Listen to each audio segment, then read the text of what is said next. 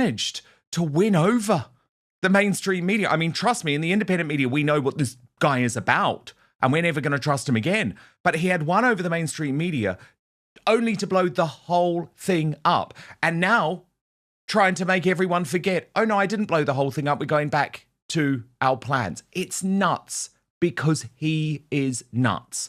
So here's the Propaganda People magazine. You know they are the house magazine for Harry and Meghan, who say he may still fly Archie and Lily to the UK for one day. Seriously, no one wants this, Harry. What are you doing? And this was the on-the-record statement released. They said that the Duke of Sussex, as he has a total breakdown in Portugal, is reviewing every available opportunity to facilitate a way for his children to visit his home country safely. Yes, it's his home country. The statement said Prince Harry's programme in the United Kingdom includes both public and private engagements across the country. Safe accommodation is only one element of an effective protective security plan because risk follows the person, not the place. Thank you for the lesson, Harry. The issue has never been accommodation. The issue is whether appropriate and proportionate protective security is being provided throughout the entirety of the visit. So let me just pause for one moment to tell you what Prince Harry is doing there is slamming his father. Yet again, slamming King Charles yet again publicly. This is so mortifying. And I am so desperate for the king to listen to Queen Camilla and Prince William and just put his foot down and say, do you know what? You're not even getting the palace.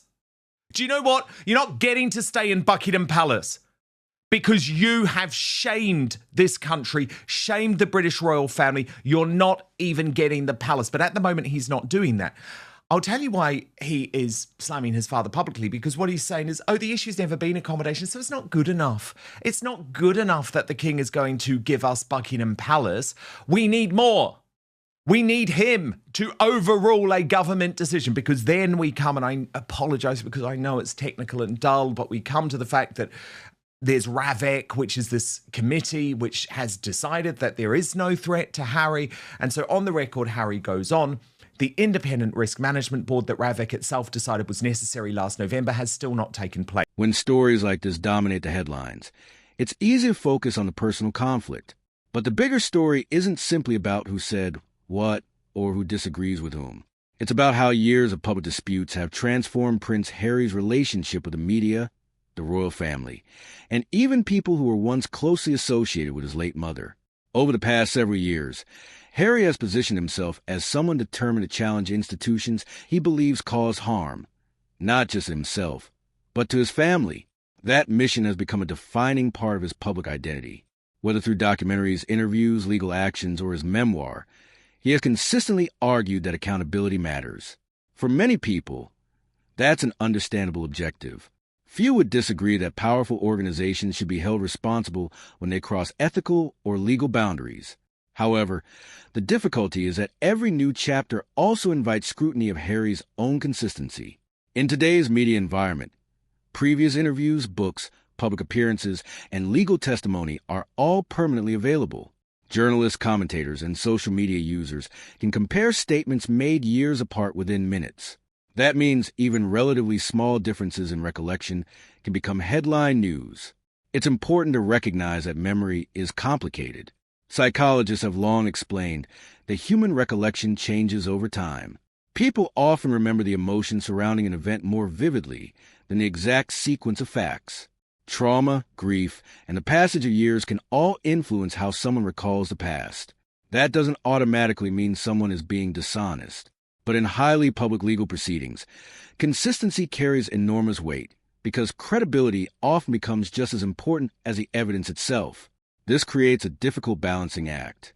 Harry is trying to tell a deeply personal story while simultaneously making legal arguments that require precision. Those are two very different forms of communication. A memoir allows for reflection, interpretation, and emotion. A courtroom demands careful factual accuracy. When those worlds overlap, differences between personal recollection and legal testimony inevitably attract attention. Another fascinating aspect is how this ongoing campaign has changed Harry's public image. Early after stepping away from royal duties, much of the conversation focused on his future.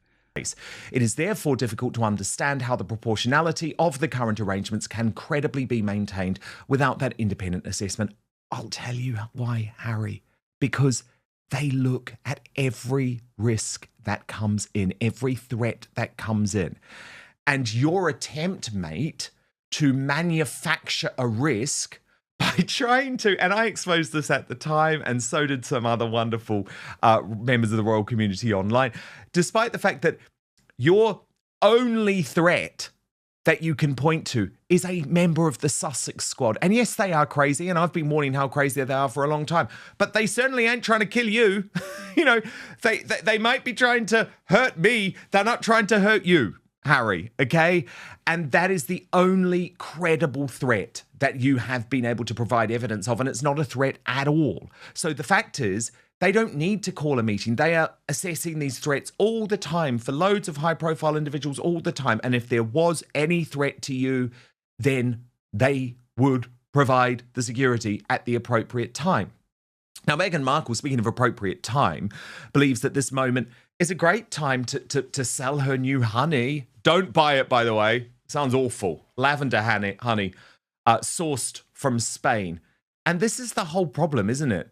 Because Meghan sees an opportunity in everything. All of the drama of this trip has suited her because every time she sees more headlines, she thinks, I'm going to tailor a was never mail out. It's weird. And this is the problem. And this is why none of this half in, half out Megxit is ever going to work. And William knows it.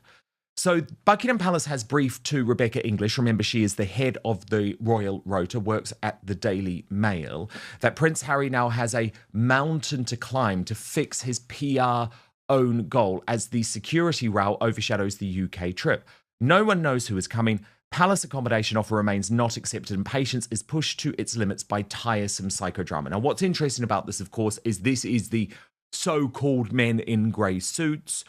So you're talking about Clive Alderton, the King's private secretary. You're talking about Tobin Andre, the King's head of communication, briefing directly to Rebecca English at the Daily Mail, who Prince Harry has taken to court in this case against the Mail, in which we may find a ruling very, very soon. So that is going to infuriate Prince Harry, is what I'm telling you. And English writes, if some are to be believed, this trip is set to herald a dramatic rapprochement between father and son, with Charles having seen his grandchildren growing up fast on the other side of the Atlantic. It's not entirely clear, however, that this is how the other side will see it. For Buckingham Palace's patience with the Sussexes and the constant psychodrama that surrounds them is surely being pushed once again to its limits by a PR disaster of the couple's own making. As one familiar with the situation says, I'd bet probably Tobin Andre, for the sake of family harmony, the palace would have been perfectly happy with a peaceful and low-key visit. Yet once again, they have turned it into a soap opera. It's tiresome. As for the palace, I am told its offer of the use of a royal residence for the Sussexes has not even been accepted with mere days to go before their arrival. So that is just so disrespectful of Prince Harry and Meghan Markle, if nothing else. The king is offering you Buckingham Palace. You tell him yes or no. And again, of course, I do feel that there is a massive issue with the king's weakness on this, but I also feel there is an even bigger issue with the absolute lack of class that is ever exhibited by the Sussexes. English goes on. While it is impossible to reverse the hurt of the past, Charles is pragmatic and is not going to reject an overture to meet his grandchildren discreetly for the sake of family harmony. But recent events making it increasingly hard even to do that. Well, it's a huge mistake, Charles. It is a huge mistake, Your Majesty. And I know there is a personal cost. But remember, sometimes the late Queen Elizabeth II had to do things she really didn't want to at great personal cost. For example, thrusting her favourite son, Andrew Mountbatten Windsor, out of formal royal duties. Unfortunately, the cost that you might have to shoulder in order to protect the monarchy is not seeing your grandchildren until they are older and able to travel independently. English went on. Yesterday, ITV quoted senior staff in the Sussex's office on multiple threats to Harry and the online abuse Meghan faces. There was also an attack on how celebrities like Taylor Swift receive state-funded security. The singer had an escort in London in 2024 after a terror attack on one of her shows was foiled. And again, as I have pointed out, this is a completely intellectually dishonest argument. You can tell, and I know everyone watching Outspoken knows this because you're all very, very smart people, but you can tell which reporters are simply propagandists for the Sussex squad. And actually, I'm quite enjoying seeing everything that I've said for many years be proven, because obviously we all know woke ITV's Chris Shipp is a propagandist for the Sussexes, but so is that little shill Cameron Walker, the BFF of Omid Scobie at GB News, my former employer. What projects he might pursue, how he and Meghan would build an independent life, and what causes they would champion. Today, a significant portion of the media coverage continues to revolve around disputes connected to the past. That shift raises an important question. Can someone successfully move forward while remaining deeply engaged in revisiting historical grievances? Some observers argue that justice has no expiration date. If wrongdoing occurred, they believe it should still be investigated regardless of how much time has passed. Others argue that constantly reopening old conflicts risks trapping everyone involved in an endless cycle where reconciliation becomes increasingly difficult. Neither perspective is necessarily wrong. They simply reflect different ideas about what healing and accountability should look like. Another issue worth considering is the growing number of individuals who find themselves drawn into these public disputes. Former employees, journalists, advisors, friends, palace staff, and others connected to royal history often become part of the story once again. Many of these people have spent years trying to move on from periods of intense public attention. When their names return to the headlines, they may feel compelled to respond, even if they had hoped those chapters were long behind them. This demonstrates one of the unintended consequences of long-running public battles. The circle of people affected often expands over time. Then there's the media itself. Harry's criticism of sections of the press has resonated with many people because concerns about privacy, intrusive reporting, and unethical journalism are hardly unique to the royal family. Around the world, societies continue debating how to balance freedom of the press with individual privacy rights. These debates have become even more complicated in the digital age. I will just do so very quickly, but Taylor Swift was given security on one occasion after a genuine terror threat on her series of concerts, the Eras Tour, and after a terrible terror attack in Southampton in the United Kingdom, where Axel Rudakabana stabbed 3 young girls to death at a Taylor Swift dance class. Okay? That's a real threat. The upshot, according to English, she says no one is any the wiser and the palace team is frantically scratching their heads.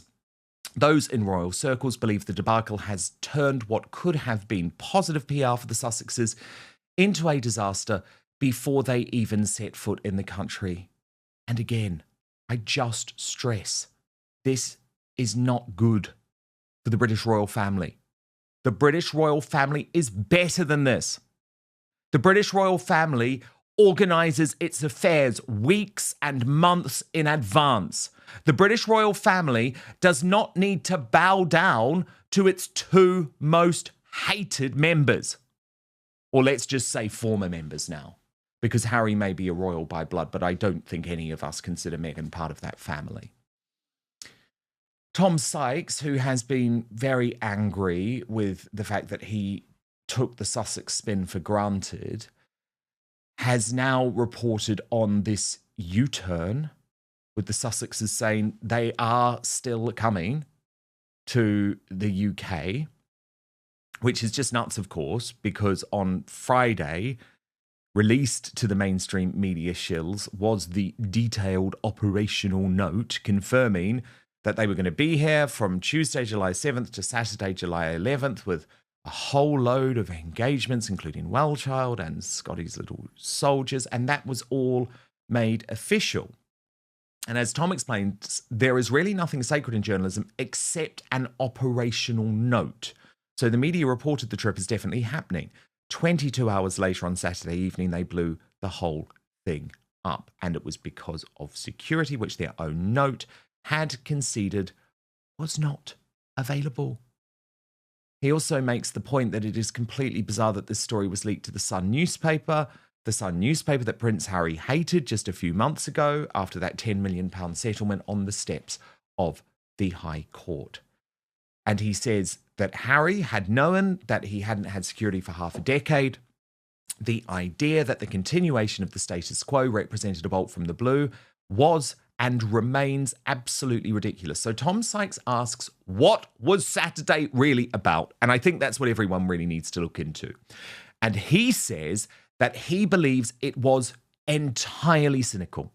It was and is an attempt to bounce King Charles, a cancer-stricken king, into intervening in the RAVIC process to grant Harry the security coverage he has spent years demanding and been repeatedly denied.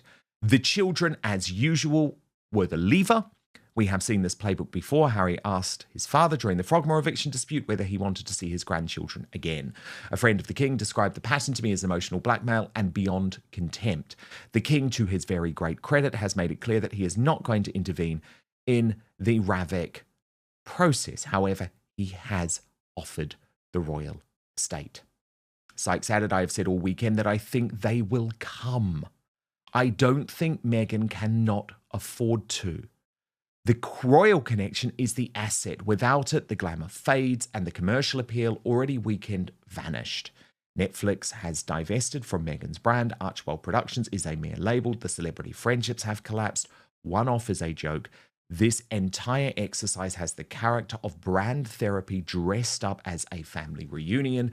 The children need to be positioned next to the king for commercial reasons as much as personal ones, and the clock is ticking on Charles's reign in a way that makes every missed photo opportunity a diminishing asset.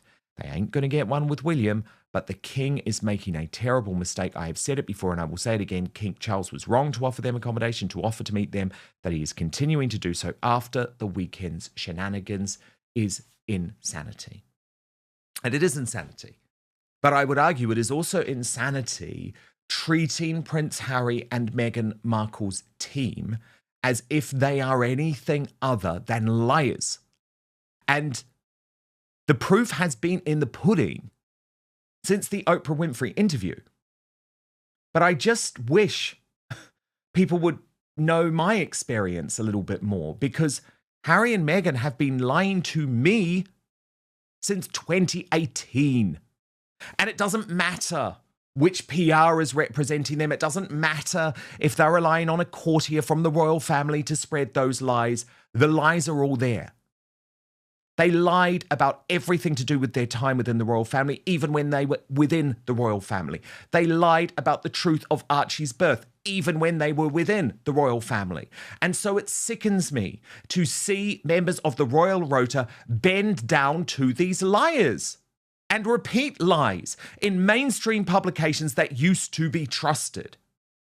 And as I say, without wanting to, this is not personal. It's not about me. It's about the independent media. It's why, unfortunately, you can no longer trust what the Daily Mail tells you. They are corrupted because they're in this legal battle with Harry. They're scared of Harry. At the same time, they hate Harry. One of their reporters had a previous sexual relationship with Harry. Another one, Harry has tried to ruin their life. You can't trust what is coming from these newspapers, but you have to be able to trust individuals who have seen through their crap for many, many years. Robert Jobson has done a good job, actually, on his Substack. Writing of King Charles, does he really think this was ever going to happen?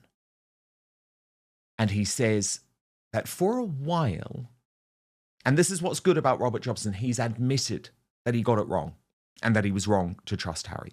He said, for a while I bought into it. I thought Harry had compromised. I hoped he had, for the king's sake, for the children's sake most of all. But now it looks very unlikely. Feel sorry for the kids? I do. If Archie and Lily were told they were going to meet their grandfather and now they are not, that is a sad thing. We do not know that for certain, but it is not fair on them. They did not draw up the security plan. They did not call the lawyers. Harry knew the score. He knew the decisions and how they are made. And he goes on, and this line is very significant. The crown is more divided than ever. And that's even more divided than after the Oprah Winfrey interview. How significant is that? And a reminder, Robert Jobson is one of the long-time royal reporters who is close to King Charles and King Charles's team. He said this was a chance to build a bridge or two, a small one. William was never going to wade in, Camilla likewise. This was the king's offer, and a kind one. And it asked only for compromise in return. But once you have gone legal, once Harry took on the government and the courts, the warmth drains out of the room. Every decision now must be weighed. Nothing can be done that cuts across the legal position. The lawyers watch the door. So you pay your money and you take your chance. Will Harry see his father this time, Jobbo asks. Maybe he will. Stranger things have happened. But, and this is where we always have to remind everyone, Charles is still suffering from very serious cancer. And he says, but it has all been a bit stressful. And stress is the one thing you do not want near a man living with cancer.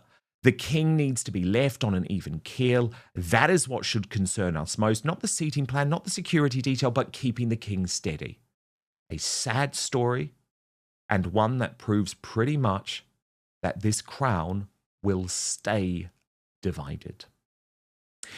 Angela Levin is our royal mastermind, but she is also Prince Harry's biographer. She spent a huge amount of time with him in the past. And Angela, I mean, this guy has been on a descent into madness for a very long time. But he has now just lost the plot altogether. You know, crying in Portugal, sobbing. He's an embarrassment. This is a guy full of life's privileges who should be trying to be a father to those two children who I think are going to be left incredibly messed up as a result of all of this. Unlike decades ago, stories no longer disappear after one newspaper cycle. Every article, interview, court document, and social media post becomes part of a permanent online archive. Information spreads globally within seconds, and commentary often moves much faster than verified facts. Public opinion can shift dramatically before legal proceedings have even concluded. Ironically, this means that attempts to correct a historical record can sometimes create even more publicity around the original events. Legal action intended to expose wrongdoing may also generate fresh headlines about controversies many people had largely forgotten. That's one of the paradoxes surrounding high-profile litigation involving celebrities and public figures. Another important element is the continuing influence of Princess Diana's legacy. Nearly 3 decades after her death, Diana remains one of the most recognizable members of the royal family in modern history. Her influence extends far beyond Britain. She represented compassion, vulnerability, and humanitarian work to millions of people around the world. Really, I think one of the things that actually changes Harry from going somewhere to absolutely not going somewhere, and he won't take the children somewhere, is that Meghan has had a screaming shout at him because she controls him like a puppet. And when she's angry with him, she just tears him to pieces. I mean, we've heard all that about the staff when she was working with the royals, and that some of them are still not well yet. It's absolutely amazing. And I think that this is her idea of keeping him absolutely there with her. And the reason she wants to do that is she wants to be, one, almost in the public all the time. She doesn't want to come to London. She hates it. She's going to be too scared because it's the one thing she can't handle with sort of really smart, rich, royal people. It makes her very awkward. If you watch the pictures of her face, she never knows quite where to go or, moving her arms. And I think that is probably what happened because she's probably getting really scared. And she does come, she's not coming. We've heard that so many times, it's boring that she keeps changing her mind. But the other thing is that she wants another thing that will make her happy. You see, he'll do anything to make her happy, to please her, because he's desperate to do that. Because she says he's not got enough money and he's not this and he's not that. So if he can get this to actually take them all and to do whatever they want, wherever, he will be happy. He will have satisfied her, but she won't let him satisfy her. She's one of those women. There's certain titles for it, but I'm not a doctor, so I won't say anything about that. But she wants the next thing that she wants to be done. And the next thing, she's just full of things that she wants and she's not satisfied with. But this one is the really big one because Harry does want to see his father. Now, any sensible man would know that he wouldn't let his wife and his children to attack his father. He said he wanted desperately to see him. But if you, any normal people, whether they've got their wife and the children with them or not, and they just say, this is not right, this is upsetting him, I won't do it. He can't do that. He can't do anything. I don't know whether the drugs have an effect or not, but the thing is that he is absolutely crumbled up by Meghan. And this is the problem, that she will destroy everything. She wanted to destroy everything when they left the royal family, all the people. She said that, the nastiness, and she was nearly dying and all this stuff, nonsense. She is a very, very unpleasant, I could use a bigger word.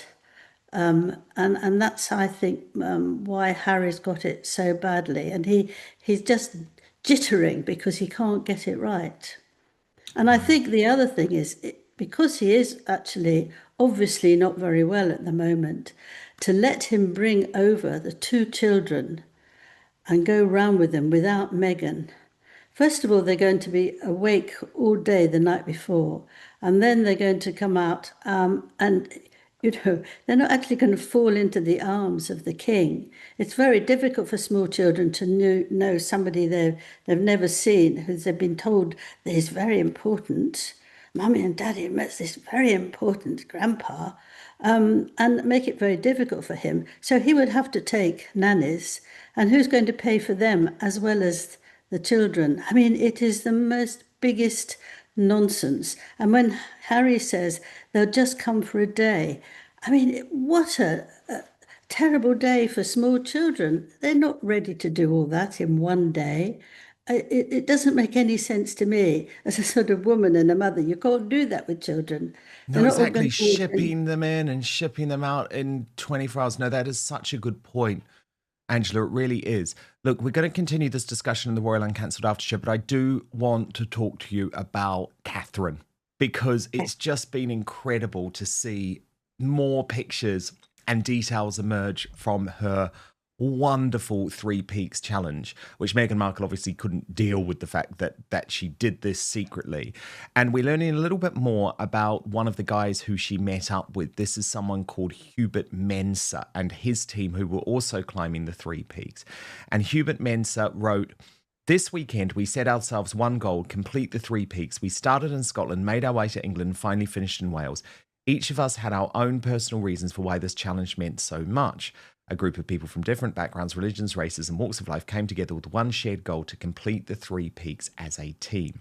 Whilst competing the challenge within a 24-hour window, we were incredibly fortunate to come across Her Royal Highness the Princess of Wales, who was also taking on the Three Peaks for charity for the Royal Marsden NHS Foundation Trust. Seeing her on this journey was truly inspiring. As a woman, a mother, and a human being, she represents strength, courage, and determination. Knowing she has faced her own battle with cancer made that moment even more powerful. She even took the time to take a photo with our team leader, Philip Tibijiwa, at the summit of Mount Snowdon." And it gets even better, Angela. Do you remember we saw yesterday that wonderful moment where she met the young person in the wheelchair on that visit? And it has been revealed, Angela, that she has now made a personal donation to that young boy. And this is how down to earth she is. She's just used the name Catherine Wales on the donation form. Now, this is the 11-year-old paraplegic boy who she met while competing. The video of them having a meeting was just absolutely lovely. And she made the personal donation on the youngster's Just Giving page with the username Catherine Wales. She chose to hide the exact amount, but the Daily Mail understands it was in the region of £1,000 to £2,000. And she wrote a personal note saying, "One of the real highlights of the Three Peaks Challenge was meeting inspiring people like you along the way. Huge congratulations to the entire team for raising money for such a wonderful cause. See." And Angela, doesn't that just say so much about what type of woman Catherine is? Still thinking of others even on her major trek. Yes, you've made me cry. I know. I nearly, honestly, when I was watching that video, Angela, And also I the was in last tears, I have to thing, be honest. have you seen when William saw her? She came up and she was smiling away, and he put his arms out like that. I mean, not many women get that when they've been married for a long time, but but he was thrilled to see her. She was thrilled to see him. I've done it. You could see that in her face and body. Oh, so amazing.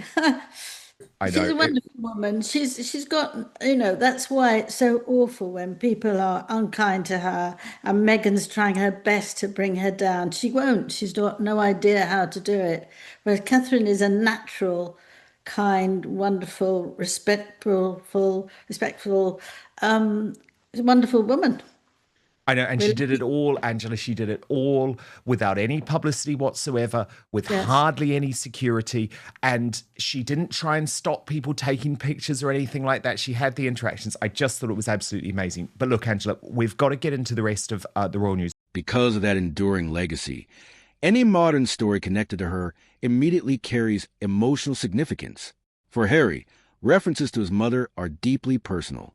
She shaped much of his worldview, and her tragic death has clearly influenced many of his decisions as an adult.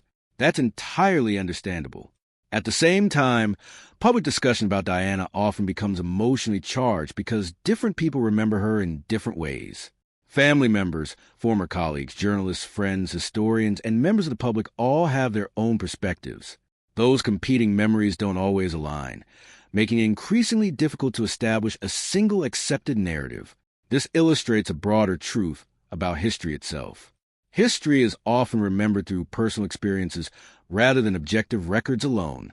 Two people can witness the same event and come away with very different interpretations. As years pass, those differences sometimes become even more pronounced. Public trust also plays a significant role. For any public figure, credibility isn't built solely on winning legal cases. It's built over time through consistency, transparent,